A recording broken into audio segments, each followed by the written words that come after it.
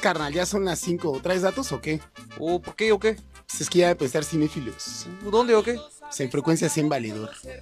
Una mujer que aún es una niña. Do or do not. There is no try. What we doing live echoes in eternity. Vida se abre camino. My mom always said life was like a box of chocolates. You never know what you're gonna get. Ya no corras, Macario. ¿Para qué? Get busy living or get busy dying. One step at a time, one punch at a time, one round at a time. Keep your friends close, but your enemies close. Cinéfilos, programa de cine y filosofía en el radio, por frecuencia SEM.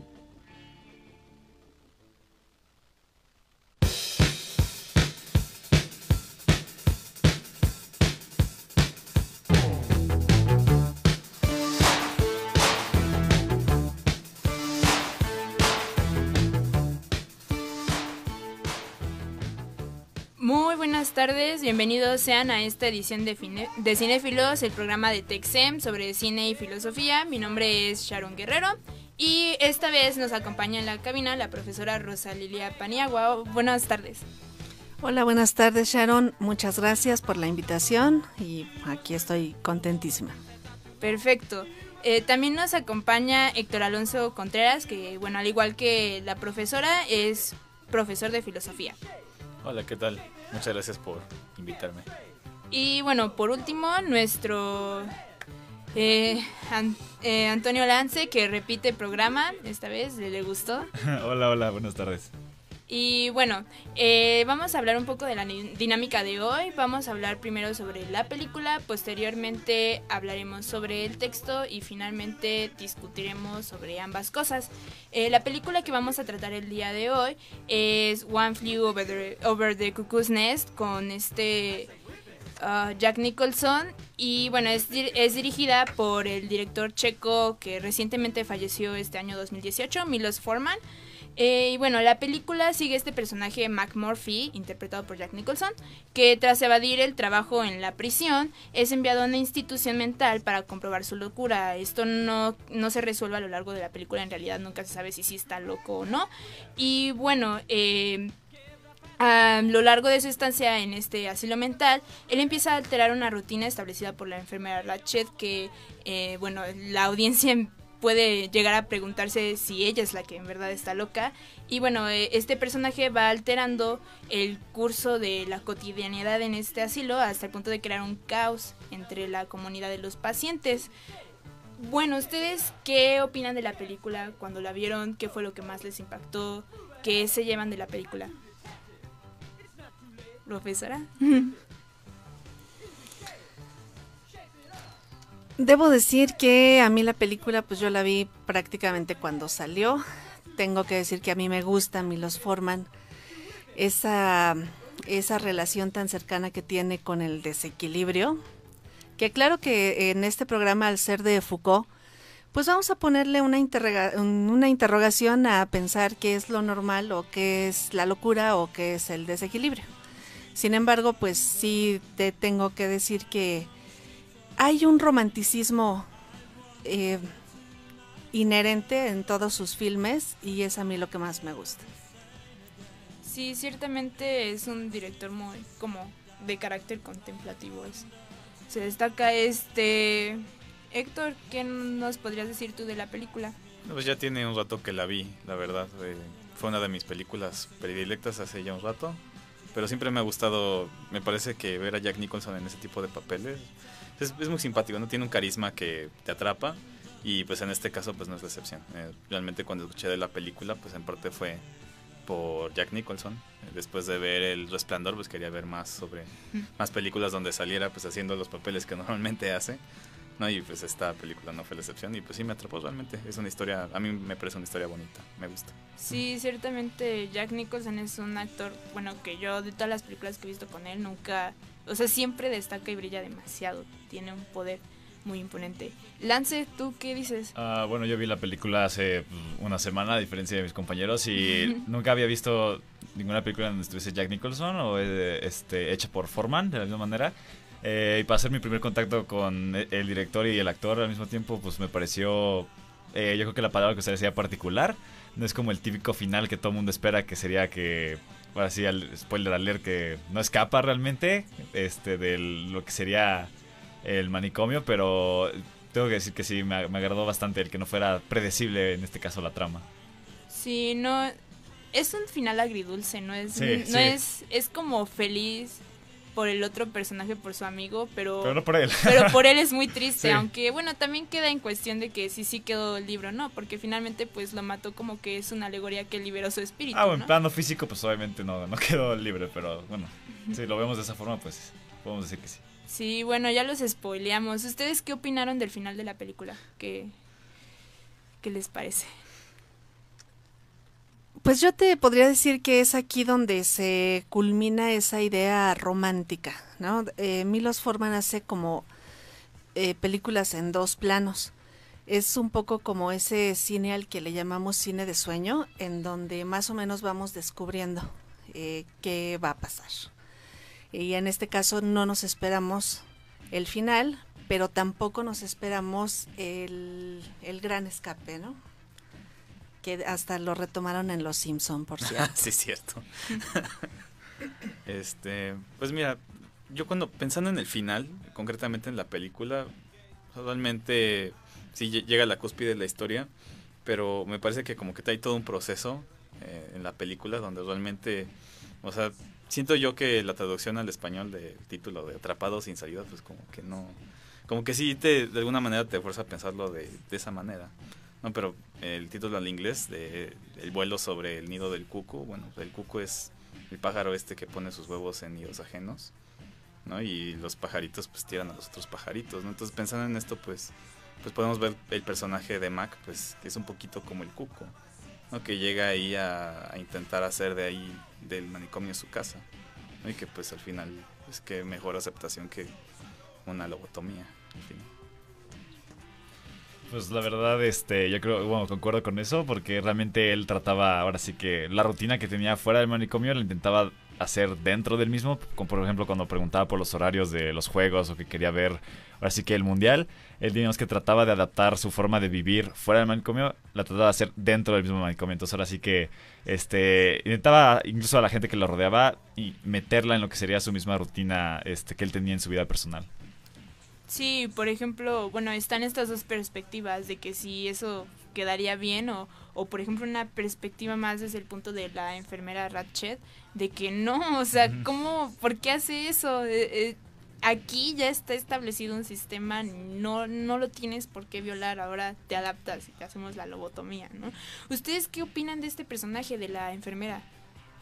Bueno, pues yo pienso que Ratched sí de alguna manera incorpora pues esta doble función del manicomio, ¿no? Que no solamente es un lugar de sanación, sino que es una extensión de las reglas y del orden, ¿no? Y de la represión. Pues la enfermera pues realmente no es una figura que cura, es una figura que manda y que controla y que oprime. Yo creo que no podríamos hablar de la enfermera sin empezar a tocar al texto y propiamente al autor, porque aquí definitivamente lo que vemos a lo largo de todo el filme es una relación de poder que se establece entre dos perspectivas diferentes que quieren posicionarse, o bien entre este sujeto, y sin hablar del texto pues voy a empezar a tocar digamos algunos términos básicos de Foucault. El sujeto pues es el que está sujetado, y entonces la conciencia de ser sujeto pues es el que de alguna forma trae este personaje de Jack Nicholson, en donde se sabe a sí mismo y quiere transmitirles esa conciencia a los demás.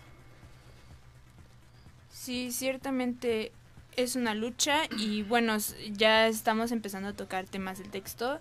Nos vamos a ir a un corte musical y regresando vamos a hablar sobre el texto. A continuación vamos a escuchar parte del score de la película, Jingle Bells, que sale en una escena.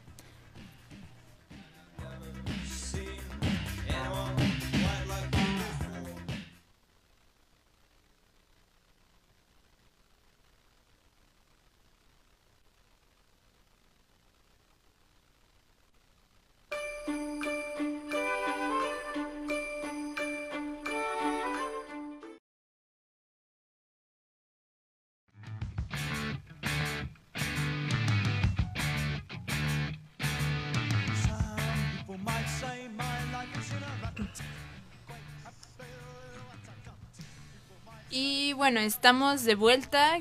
Como verán, aquí ya les pusimos nuestro rock pesado que tiene mucho que ver con el mes de octubre.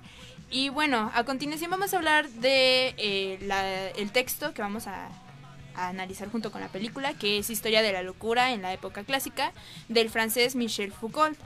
Bueno, Foucault es conocido principalmente por sus estudios de crítica hacia las instituciones sociales, en especial las psiquiátricas, las de medicina y los sistemas correccionales. Bueno, esto es especialmente en lo que nos vamos a enfocar, en el asunto de la psiquiatría, que es lo que tiene que ver con la película. Bueno, ¿ustedes qué opinan del texto? ¿Qué nos pueden decir a nuestros oyentes sobre este texto?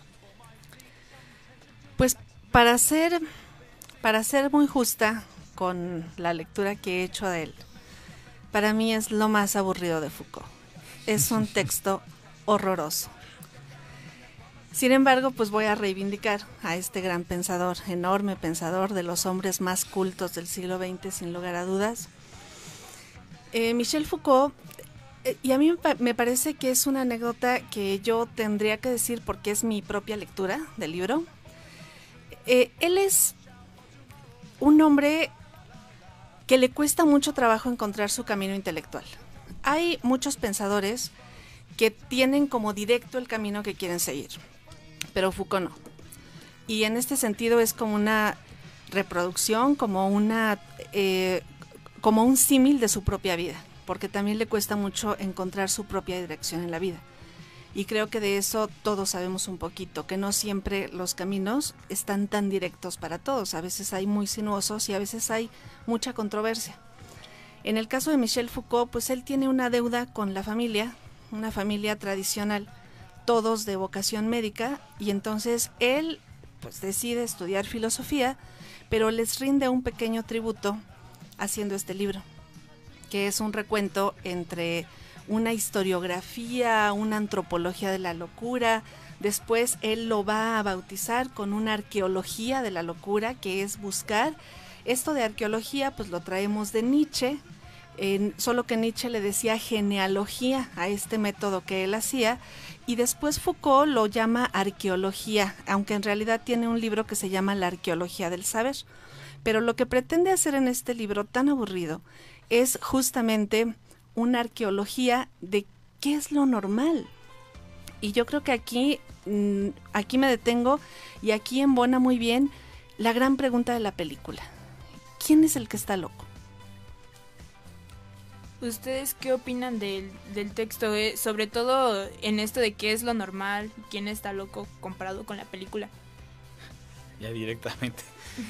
Bueno, pues como bien menciona la maestra Paniagua, pues es un texto, la verdad, difícil de leer, por lo menos para mí. Pero pues es muy claro que Foucault empieza con una pregunta, ¿no? Primero, pues, ¿de dónde viene o qué es la locura? Y entonces empieza a dar como esta vuelta. Bueno, si todo esto es estar loco, bueno, pues entonces ¿qué significa ser normal? Pues entonces ¿en dónde caemos? ¿No? Entonces, muy bonito, bueno, a mí me parece bonito, empieza a hacer como todo este análisis de los tipos de locura, del rol del Hospital General en París, etcétera, etcétera. Entonces te vas dando cuenta que en realidad este hospital psiquiátrico no es más bien una extensión como de una especie de prisión. No, realmente ahí no solamente mandan a los locos, también mandan a la gente que no tiene casa, ¿no? Es realmente como un lugar donde llega toda la gente que es rechazada, ¿no? Y que se somete bajo una regla imperante, ¿no? Entonces, sobre eso, imagínate, nosotros vivimos en una sociedad, ¿no? Bajo reglas imperantes, entonces no es también la sociedad una especie de manicomio. Entonces, pues ahí es donde pintamos la línea, ¿no? Realmente, ¿qué es estar loco para ir al manicomio y qué es estar cuerdo para vivir en sociedad? Bueno, ese es un punto en el que yo igual voy a concordar con lo que dice, porque realmente te planta la duda de qué tan presente qué tan presente está la locura en lo que sería la vida diaria de cada uno, porque aquí lo plantea como que es un instrumento de la razón, o sea, que forma parte o que va de la mano de la misma, ya que no define la locura solo como algo que le pasa a gente enferma o a gente que tiene problemas dentro del cerebro, no, o sea, lo define como algo que todos estamos susceptibles a, y es algo a lo que pertenecemos en mayor o menor medida. Sí, hay una parte muy interesante en la cual también incluso compara con varios personajes literarios, como acentuando esto de que no solo es una cosa de enfermos, sino algo muy cotidiano. Y sí, hay una parte también en el texto en la cual dice que la locura lo es todo y por eso como que a la vez no es nada está loco y pero a la vez todo está loco. Entonces, pues lo mismo puede pasar como en la película. Puede ser que en este caso todos los pacientes estén locos, pero entonces como que todos conforman una sociedad en la cual eso es como lo normal y entonces en este caso un personaje anormal, por ejemplo la enfermera, podría entonces verse desde ese contexto como la loca, sí, ¿no? Sí. Profesora, la veo pensativa. Yo siempre. Bueno, pues hay que recordar que al principio de la película, cuando está Jack Nicholson en esta entrevista, pero siempre se me olvida cómo se llama su personaje para mí, Jack Nicholson. McMurphy. Jack Nicholson. Entonces, está justamente en esta entrevista y dicen, bueno, pues realmente como te lo ofrece la película, hay una sombra de duda, ¿no? Entonces realmente Jack Nicholson se está haciendo loco para no ir a prisión, ¿no? Entonces incluso el director le dice, pues mira, no podemos saber, pero te vamos a meter unos meses para ver qué pasa.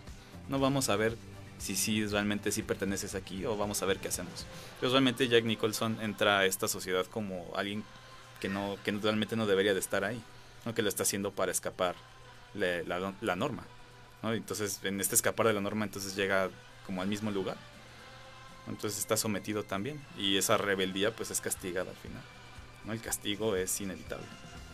Para mí es algo interesante eso que mencionaste al inicio de que pues, evidentemente él fingió estar loco. Bueno, hay una sombra, sí, exacto. Te lo sugiere. Ajá, es cuestionable porque realmente es como decir, entonces significa que si no estuviese fingiendo, él fuese normal, pero en sí, ¿qué sería? O sea, así como lo plantea el texto, ¿qué sería realmente estar normal? Es como, ¿a cuántos de nosotros no nos han llamado o nos han preguntado si estamos locos solo por pensar o actuar de forma a la cual la gente no está usualmente acostumbrada? O sea, ¿ustedes en sí se podrían considerar que están, o sea, locos o se considerarían normales? Pero ¿por qué sería que tomarían ese criterio?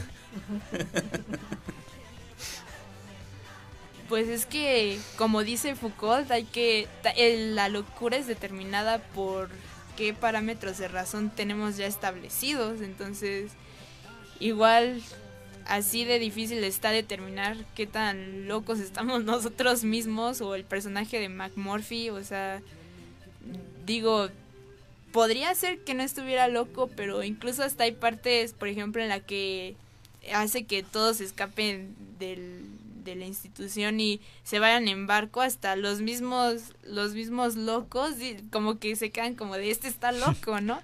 Entonces, pues es mucho de qué parámetros están establecidos. ¿Ustedes qué opinan? Pues de hecho la palabra normal pues viene de norma. Entonces, ¿cuál es la norma en la que te ajustas, que te hace pertenecer a ella? Pero bueno, quisiera que viráramos un poquito al otro personaje que a mí me gusta mucho, que es su amigo, que ahorita no recuerdo cómo se llama. Bueno, el Chief. Sí, Chief, ¿no? El jefe. Sí, ¿no? Que me gusta mucho. Este personaje se hace muy amigo de McMurphy, ¿no? Y te enteras que realmente está ahí. Él mismo, me parece que él mismo va y no habla, decide no hablar. Y ya con ese no hablar, pues ya como que de alguna manera lo está categorizado como también alguien que está fuera de la norma, que tiene que estar ahí, solamente por no hablar, ¿no? Entonces es bien frágil, ¿no? Esa línea. Y muchos cuentos y muchas películas pues giran sobre esa frágil línea que te separa, ¿no? De si perteneces al manicomio o no perteneces. A mí no me gusta, ¿cómo se llama? Hablar. Gabriel García Márquez, me choca. Pero tiene un cuento que me gusta mucho, que se llama El teléfono. Es esta chica que me parece que tiene un accidente, su novio es mago, y necesita usar el teléfono urgentemente, ¿no? Porque no va a llegar. Y la recoge un autobús de un manicomio. Y pues ella, es que no quiero hablar por teléfono. Sí, pásele señora, no sé qué. Llega al manicomio y la meten con todos los demás locos. Y entonces cuando el psiquiatra de entrevista dice, claro, tiene una fijación con el teléfono, está loca. Y cuando habla con el novio, señor, su novia está loca. Tiene una fijación con el teléfono. Pues es una línea muy frágil, ¿no? Y que realmente nosotros muchas veces no tenemos el control. Y que justamente ese cuento de García Márquez lo hicieron película en México y se llama María de mi corazón. Y me parece que es de Felipe Casals. Para revisar. Sí, bueno, ya se nos acabó el tiempo de esta sección. Ahorita a continuación regresamos con este hilo de la línea delgada de qué nos hace locos o anormales. Bueno, a continuación vamos a escuchar de parte del score la película, la canción titulada como la película One Flew Over the Cuckoo's Nest, y bueno, este es del cierre de la película.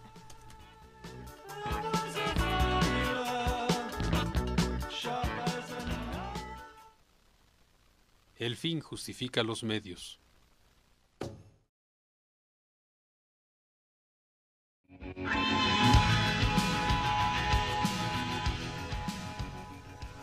Regresamos de esta gran pieza del score de la película y bueno, nos quedamos en esto de qué tan fácil es de romper el hilo de esta determinación de qué es lo normal y qué es lo anormal.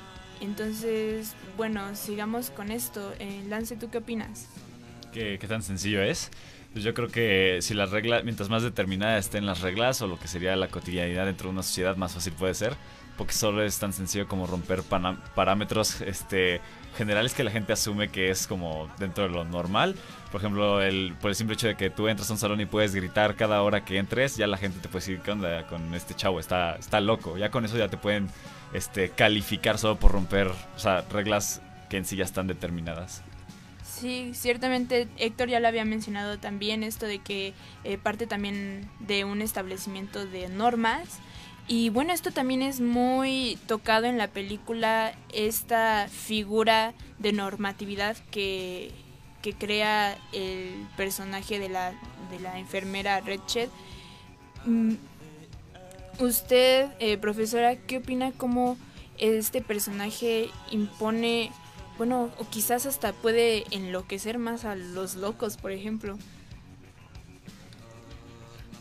Yo me quisiera ir a Foucault de nuevo, pero no con Historia de la Locura, sino con un texto que creo que es indispensable de leer alguna vez en la vida y que justamente le da como que saborcito a un texto tan árido como es, tan historiográfico, tan arqueológico como es Historia de la Locura.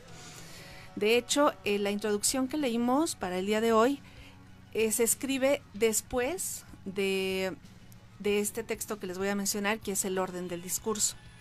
Y en El orden del discurso es donde a Foucault ya le queda muy claro cómo se establecen esas relaciones, cómo él, tal cual lo dice desde la introducción, quiere hablar de cómo se produce, cómo se genera, cómo se distribuye todo lo que va a ser discurso. Y lo que se establece como un discurso aceptado, pues va a ser poder. Y dentro de eso cabe todo lo que va a ser normalizado, ¿sí? Entonces cualquiera que salga pues va a ser el excluido del discurso, y en toda la historia lo hemos visto. Entonces el loco viene a ser como que ese excluido del discurso, de lo que se tiene como dado por hecho. Y ya. Continuaré, por supuesto. Héctor. Pues retomando justamente esta bonita aportación, pues ahora me explico el porqué del personaje de Chief, ¿no? Como esta figura de los nativos americanos en la historia de Estados Unidos, justamente son los que salen del discurso, ¿no? Y por eso guarda silencio. Y son excluidos, y además él mismo se autoexcluye al guardar silencio. Exactamente. Sí, es muy curioso como incluso hasta su nombre, Chief Jefe, se esperaría que él fuera... Bueno, él es el que impone las normas de su propia sociedad, bueno, previa a esta colonización. Y bueno, finalmente conforme van cambiando los tiempos y las sociedades, pues las normas se van reemplazando.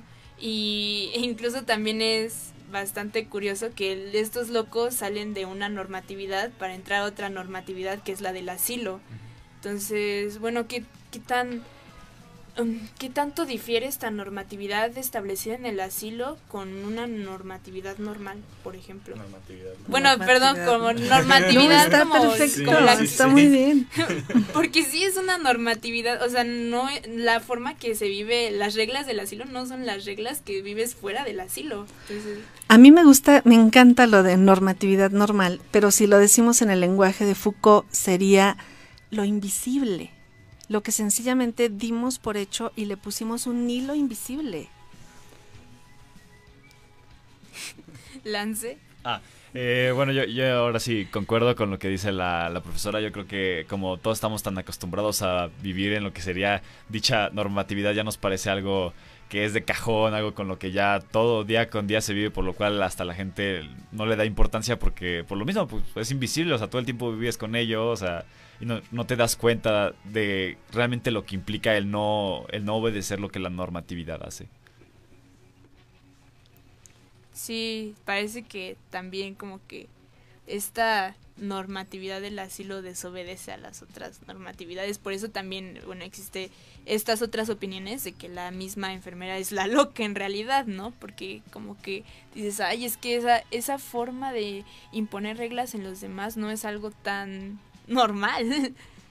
Y bueno, en este caso, pese a que sea la autoridad, la enfermera se encuentra en una minoría, porque pues la mayoría de las personas que están dentro del asilo, digamos, de cada 100 personas, 90 eran locos. Ahora sí que era gente que, para nosotros, o para lo que sería el contexto dentro de esa sociedad que plantea la película, estaban locos, cuando realmente, si nos vamos únicamente a lo que sería el asilo, podría ser que el equipo de médicos y la misma doctora Ratched fueran los que realmente estuvieran locos, dentro de ese mismo, así que dentro de la sociedad, únicamente hablando del asilo.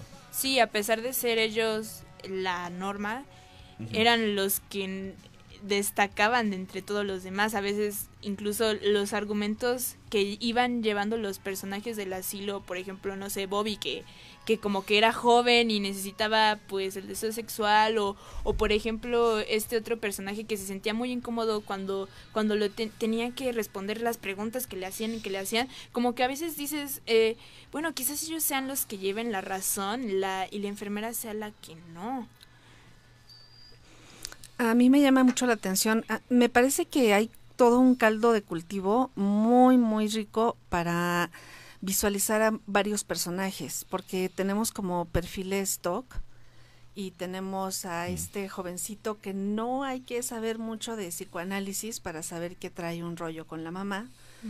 Y hay toda una simbología alrededor de diferentes personajes. Sí, bueno, como yéndome esta viñeta del manicomio, pues liderada por un loco, pues es súper romántico. O sea, luego me viene a la mente esta obra de Edgar Allan Poe, el profesor Pluma y el doctor Brea, ¿no? Y sí es la figura romántica, ¿no? Justamente. Y si nos vamos a un tema que le importó mucho a Foucault, que justamente es el colonialismo en toda su expresión, digamos, pues también llegamos a esta idea del conquistador conquistado, ¿no? Al respecto hay una película también que se llama El hombre mirando al sudeste, que es de Eliseo Subiela, director argentino, y que también me parece que toca muy bien este tema de quién es el loco. ¿Ustedes quién supondrían que es el verdadero loco de la película? Digo, se vale opinar, no es sacar una respuesta absoluta, pero ustedes como por quién se inclinarían. Yo realmente me gustaría que ya después de ver todo este romanticismo que tiene la película, toda esta vibra que tiene el director respecto de esa sensibilidad hacia el más vulnerado, que es el loco en la sociedad, y después de leer a Foucault, a mí me gustaría abstenerme porque más bien nos abre una pregunta, de no ir por la vida catalogando a la gente según qué tan excluido está. Yo ahora sí que estoy de acuerdo con lo que propone la profesora. Desgraciadamente, o sea, por más que quisiéramos, desgraciadamente en la sociedad que nos tocó vivir, pues no pasa eso. O sea, realmente la gente sí tiende a catalogar, a poner etiquetas. Y por más utópico que sea lo que menciona, y por más que queramos, porque pues, al fin de cuentas es algo pues, muy bello, ¿no? Algo muy romántico que estaría, ahora sí que desde nuestro punto de vista correcto que se hiciera. Pero si yo tuviese que contestar la pregunta, yo siento que el loco ahora sí que serían las personas que le mandaron a hacer la lobotomía. La lobotomía, o sea, para mí esos serían los verdaderos locos. Bueno, desde mi punto de vista. Sí, yo creo que en lo personal, pues todos los personajes en la película, realmente, si pensamos como en esta normatividad desde el director, que se nota que le choca su trabajo y que nada más va a recibir este cuate porque, híjole, pues ya nos lo mandaron, pues bueno, pues hay que aceptarlo un rato, ¿no? Que...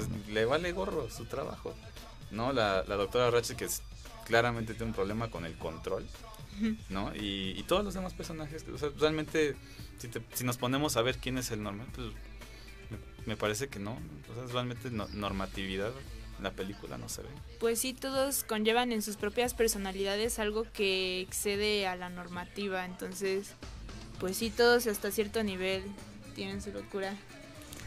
Bueno, yo quisiera decir algo más, porque Foucault en algún momento, pero me parece que no es en el orden del discurso ni en la historia de la locura, sino después en historia de la sexualidad, nos dice: yo no estoy haciendo un manual para el carcelero, yo no estoy haciendo un manual para la enfermera esta, ¿no?, que odiamos todos, ¿no? Sí.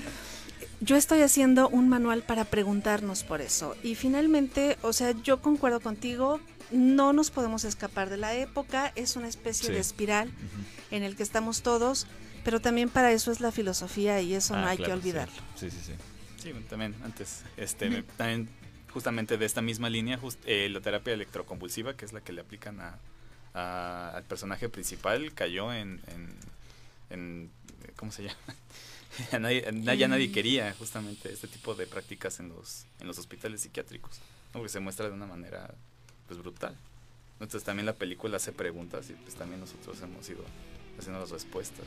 Sí, al igual que Foucault, la película también es muy crítica de a qué cosas se deberían cambiar de estos sistemas.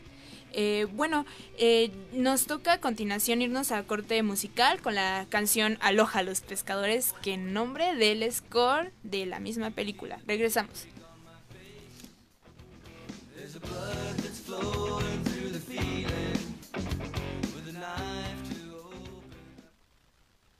La existencia precede a la esencia.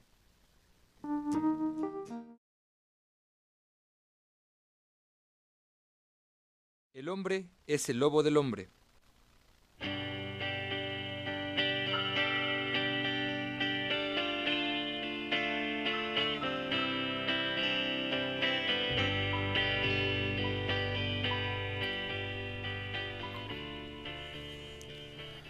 Ya llegamos a la última etapa del programa de hoy. Nos toca concluir ahora todo sobre lo que hemos hablado de Foucault, la película.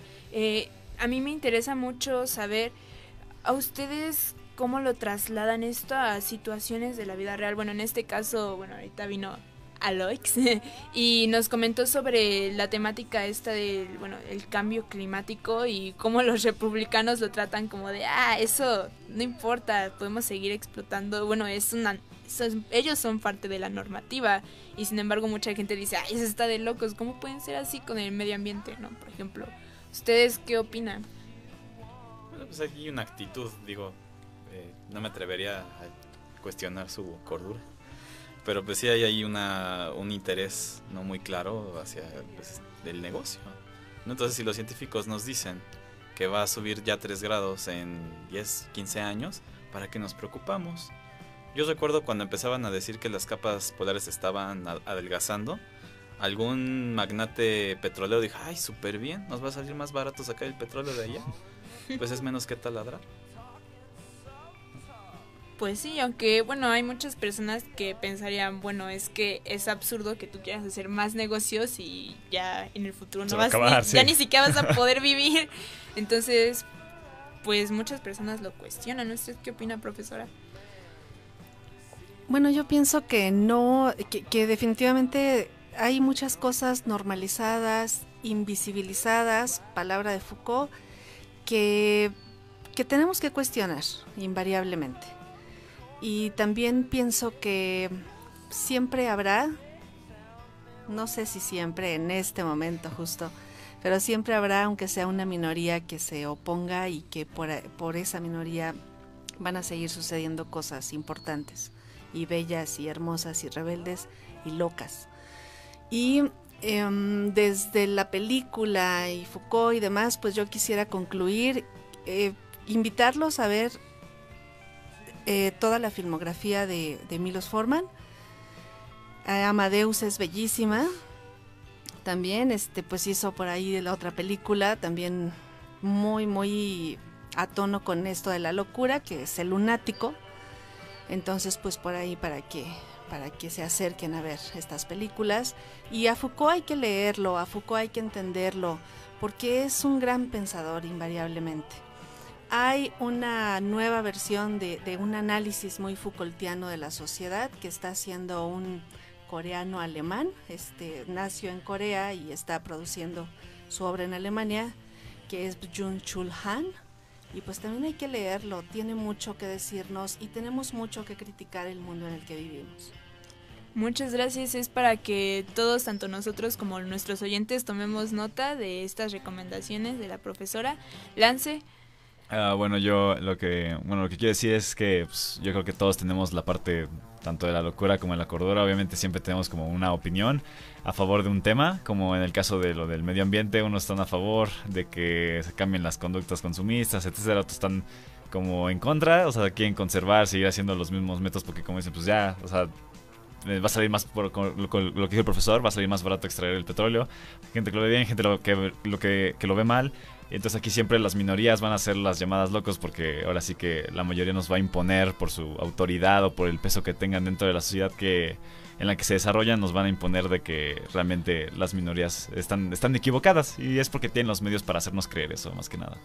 Sí, con esto de los magnates y lo que nos hace creer, podemos regresar a Foucault de esto de que pues todo depende de los parámetros de razón que tú quieras escoger, ¿no?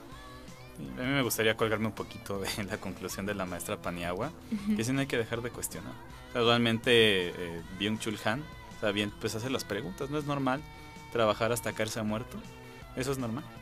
No es normal solo interesarse por producir. No hay que dejar de preguntar. Otra premisa que él tiene es: ¿por qué hemos normalizado tanto decir estoy cansado?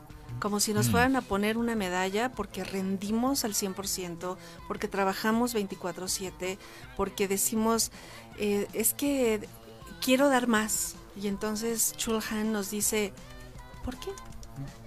¿Por qué me dormí hasta las 3 de la mañana y tengo la necesidad de contárselo a mis compañeros? Y te van a poner una calle con tu nombre de seguro porque... Se desveló a las 5 haciendo tarea. Exacto. Sí, Perdón, todos hagan su tarea. Sí la hagan, pero no noche. Sí, o esto también que tendemos mucho a definir el valor de las personas por qué tan exitosos han sido en la vida, ¿no? Entonces, también uno se puede cuestionar. Ahorita me acabo de acordar, vi una frase de esta película Lady Bird que dice la chava, ay, sí es que hay muchas personas muy exitosas en la vida, pero son felices. Entonces también, por ejemplo, ella lo cuestiona y propone otro tipo de normatividad. Bueno, ¿qué tal si medimos por qué tan felices somos, no? Entonces, sí, porque aquí dicen, quien da su 100 es alguien y quien no lo da no es nadie. Quien da su 100 es feliz, quien no lo da es un infeliz o es un que vive por vivir, cuando realmente puede ser hasta todo lo contrario, ¿no? No digo que todos los casos sean así, pero en su mayoría yo creo que se pueden diferir en cuanto a que no siempre quien da todo o quien se cansa más o quien se duerme más tarde va a ser la persona más plena o más feliz que se puede encontrar. Sí, bueno, pues nos quedamos con esto de cuestionar todo lo que tengamos. Ya no sabremos entonces ya qué es lo normal y no normal, pero bueno, quizás lo normal se convierta en cuestionar. Bueno, muchas gracias por este gran programa, todos dijeron cosas muy interesantes, muchas gracias, maestra. Hasta luego. Gracias a ti, Sharon, gracias a Eder Aloix y gracias a Gabriel que está en los controles. Gracias, Lance. Sí, de nada, no hay de qué. Y bueno, hasta luego también, Héctor. Muchas gracias por estar en el programa de hoy. Y bueno, este fue Cinéfilos. Estamos todos los martes a las 5 de la tarde para que nos escuchen. La próxima semana vamos a hablar de la película Lock, Stock and Two Smoking Barrels de Guy Ritchie y con el texto de El mito de Sísifo de Albert Camus. Okay, muchas gracias por escucharnos. Nos vemos.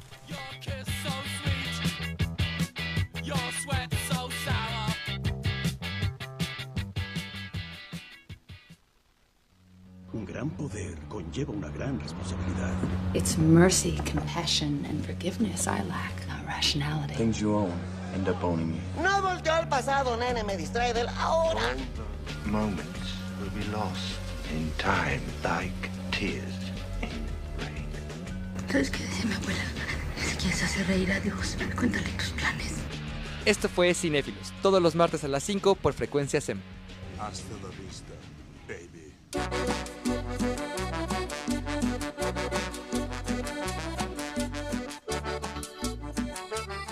Ya se me están acabando los datos, igual ya no aguanta todo el cinéfilos. No, carnal, para la otra, el martes a las 5. Pues ahí le seguimos, ¿no?